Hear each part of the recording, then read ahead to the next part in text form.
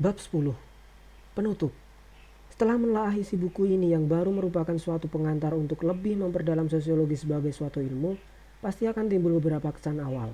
Mungkin akan timbul suatu kesan bahwa sebagai ilmu pengetahuan, sosiologi bersifat terlalu khusus. Atau sosiologi kurang peka terhadap kebutuhan-kebutuhan atau pertimbangan-pertimbangan sosial. Kesan-kesan tersebut tidaklah terlampau mengherankan. Lind pada tahun 30-an dan Mills pada tahun 50-an pernah mengkhawatirkan hal itu.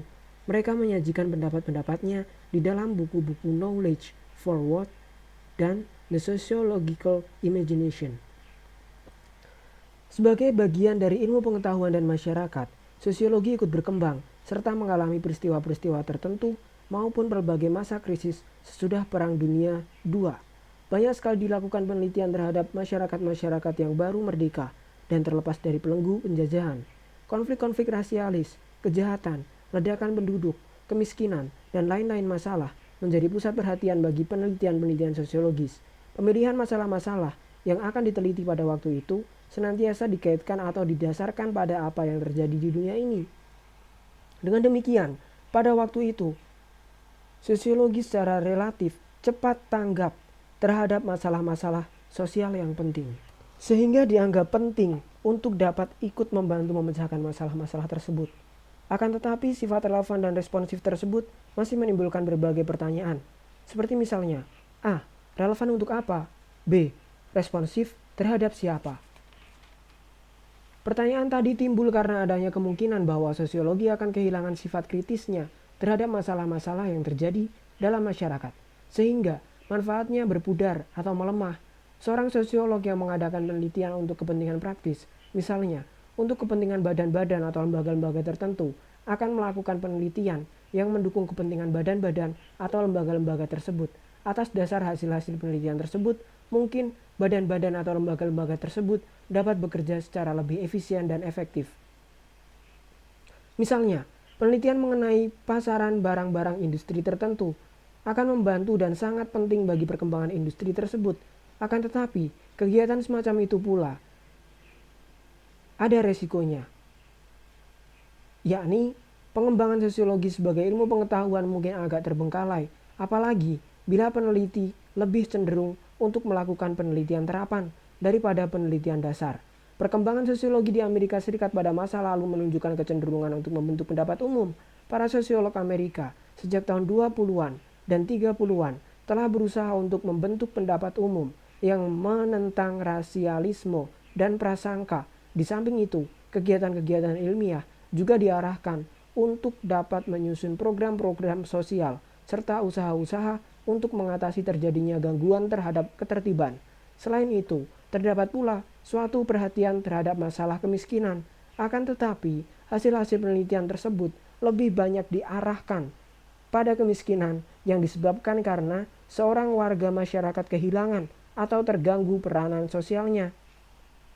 Jadi, tekanannya lebih tertuju pada kesejahteraan individual daripada struktur sosial secara menyeluruh yang sangat mempengaruhi tersedianya kesempatan untuk membenahi dan memperkuat peranan sosial seseorang. Apabila sosiologi hendak dikembangkan sebagai suatu ilmu yang mempunyai kegunaan untuk dapat mengidentifikasikan dan memperbaiki penyakit-penyakit sosial, maka diperlukan kemandirian intelektual dan kepekaan sosial yang sangat mantap. Kemandirian intelektual dan kepekaan sosial merupakan dua hal yang saling berkaitan agar seorang sosiolog dapat berdiri sendiri. Maka dia harus mempunyai kepekaan sosial, tetapi agar dia peka, maka seorang sosiolog harus mampu untuk bersikap netral, dalam arti tidak terpengaruh oleh faktor pribadi, pekerjaan, maupun lingkungan sosialnya. Dalam hal itu, seorang sosiolog harus dapat menyadari bahwa tidak mungkin bagi dia untuk sepenuhnya atau secara sempurna bersikap netral. Di dalam usahanya untuk mencapai sikap senetral mungkin, maka dia senantiasa harus mampu untuk mawas diri. Di dalam kegiatan-kegiatan ilmiah untuk meneliti masyarakat, maka terjadi bermacam-macam pola pendekatan. Pola-pola pendekatan tersebut timbul oleh karena para sosiolog yang mendukungnya beranggapan bahwa pola pendekatan yang satu akan lebih berhasil untuk mengungkapkan kebenaran daripada pola pendekatan lainnya. Pola-pola pendekatan tersebut biasanya berusaha untuk menjawab pertanyaan-pertanyaan pokok sebagai berikut. A. Apakah yang dapat menjaga keutuhan masyarakat? B. Apakah yang menyebabkan masyarakat stabil? C.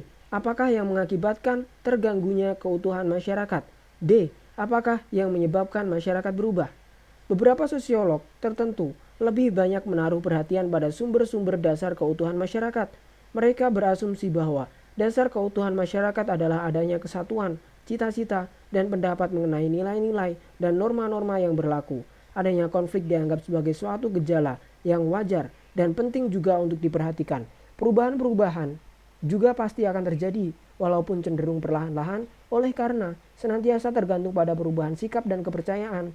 Pola pendekatan ini biasanya dinamakan pola konsensus atau model konsensus yang kadang-kadang dianggap agak konservatif, oleh karena anggapannya tentang perubahan yang dikatakannya tidak realistis, sebab tidak menyentuh dasar-dasar dari nilai-nilai dan norma-norma yang merupakan faktor pengikat atau faktor integrasi masyarakat. Pola pendekatan konflik yang diberi nama model konflik tidak menyangkal bahwa konsensus merupakan faktor yang sangat penting.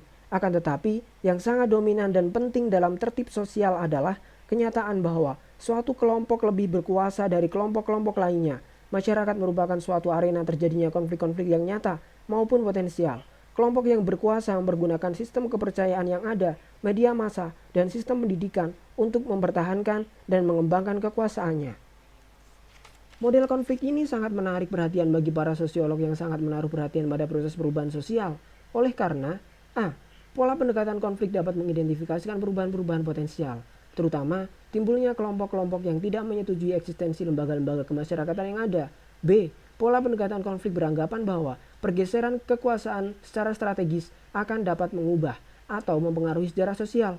Ada kecenderungan untuk lebih mengutamakan model konsensus, oleh karena model konflik sebenarnya merupakan koreksi terhadap model konsensus yang diterapkan secara berlebih-lebihan.